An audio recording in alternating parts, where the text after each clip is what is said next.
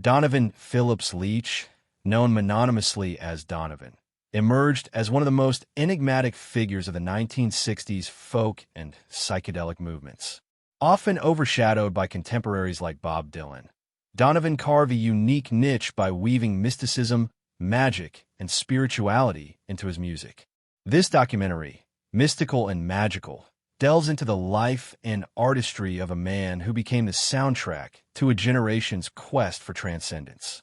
From Celtic folklore to Indian ashrams, Donovan's journey reflects the soul of an era defined by its hunger for deeper meaning. Celtic roots and early influences.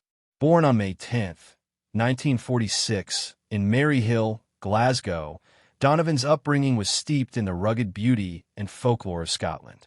His father, a factory worker, and mother, a homemaker, nurtured his early fascination with music and storytelling. The Celtic tradition, with its tales of fairies, ancient warriors, and mystical landscapes, left an indelible mark on young Donovan. He later recalled listening to his mother's renditions of Scottish ballads, which he described as spells cast in melody. In his teens, Donovan's family relocated to Hertfordshire, England, where he encountered the burgeoning beatnik scene. Drawn to the works of Jack Kerouac and Allen Ginsberg, he began writing poetry and teaching himself guitar. His early repertoire blended Woody Guthrie's protest folk with the introspective lyricism of British skiffle. By 1965, he was performing in London's folk clubs, often compared to Bob Dylan, a label he initially embraced but later transcended. Donovan's debut album, What's Been Did and What's Been Hid, 1965, featured the hit Catch the Wind, a wistful ballad tinged with poetic ambiguity. Though rooted in folk, hints of his mystical leanings emerged in songs like Josie, where he sang of starry-eyed dreams and rivers of time. His early work hinted at a restless spirit searching for something beyond the material world. The Psychedelic Alchemist. In 1966, Donovan reinvented himself with Sunshine Superman, a genre-defying album that fused folk, jazz, and Eastern instrumentation. The title track, a kaleidoscopic ode to love and adventure, became an anthem of the psychedelic era. Producer Mickey most incorporated sitar, harpsichord, and tabla, creating a soundscape that mirrored Donovan's lyrical escapism. Tracks like Season of the Witch and The Trip delved into darker, hypnotic territories, reflecting the era's experimentation with LSD and existential inquiry. While critics initially dismissed him as a Dylan imitator, Donovan's embrace of fantasy and spirituality set him apart. Where Dylan channeled social realism, Donovan painted surreal vignettes of Mellow Yellow submarines and epistle to dippy daydreams. His 1967 album Mellow Yellow solidified his reputation as a bard of the counterculture, blending whimsy with philosophical depth. Donovan became a fixture in swinging London, rubbing shoulders with the Beatles, the Rolling Stones, and Brian Jones.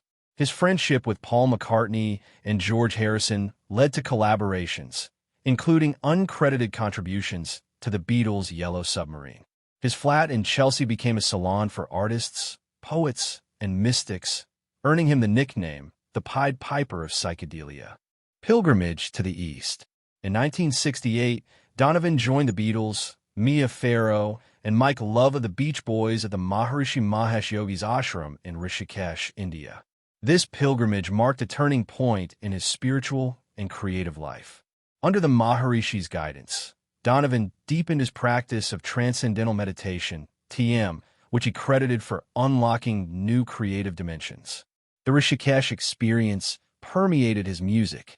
Albums like A Gift from a Flower to a Garden, 1967, and The Hurdy-Gurdy Man, 1968, incorporated Sanskrit chants, raga rhythms, and lyrics celebrating unity and inner peace.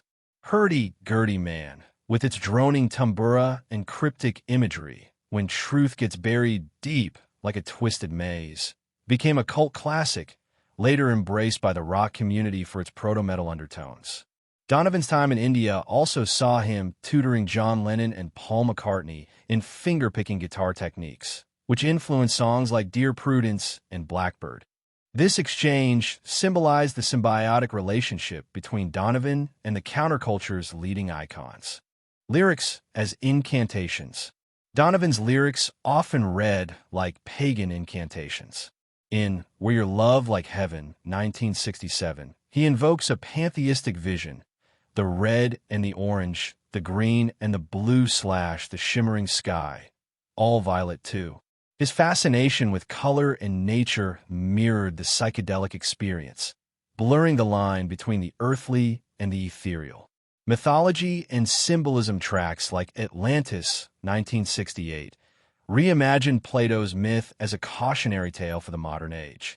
Over a haunting melody, Donovan narrated the fall of a civilization full of peace and love, reflecting the 1960s idealism and impending disillusionment.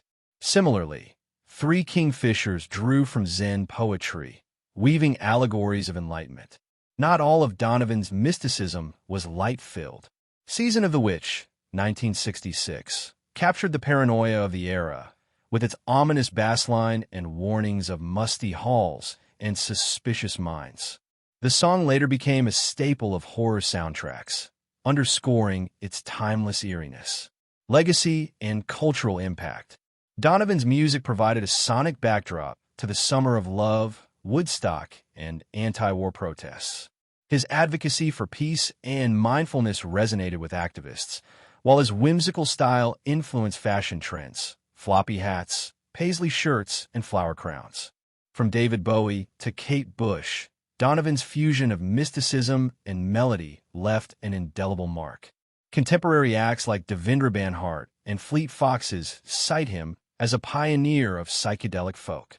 Even hip-hop artists have sampled his work, as seen in A Tribe Called Quest's use of Season of the Witch. In recent years, Donovan has experienced a resurgence. His 2022 collaboration with producer David Lynch, Shadows of Blue, revisits his transcendental themes for a modern audience. Documentaries and reissues have reintroduced his work to Gen Z, proving the timelessness of his vision. Donovan's career is a testament to the power of art as a vehicle for spiritual exploration. His music, a tapestry of Celtic myth, Eastern philosophy, and psychedelic wonder, continues to enchant listeners across generations. In an age of division and disillusionment, Donovan's message of unity, love, and the eternal quest for truth remains as vital as ever. As he once sang, "First there is a mountain, then there is no mountain, then there is." The journey, like his music, is endless. In archival interviews, Donovan, now in his late 70s, reflects on his path. Music is the language of the soul. It's not about fame or charts. It's about touching the infinite.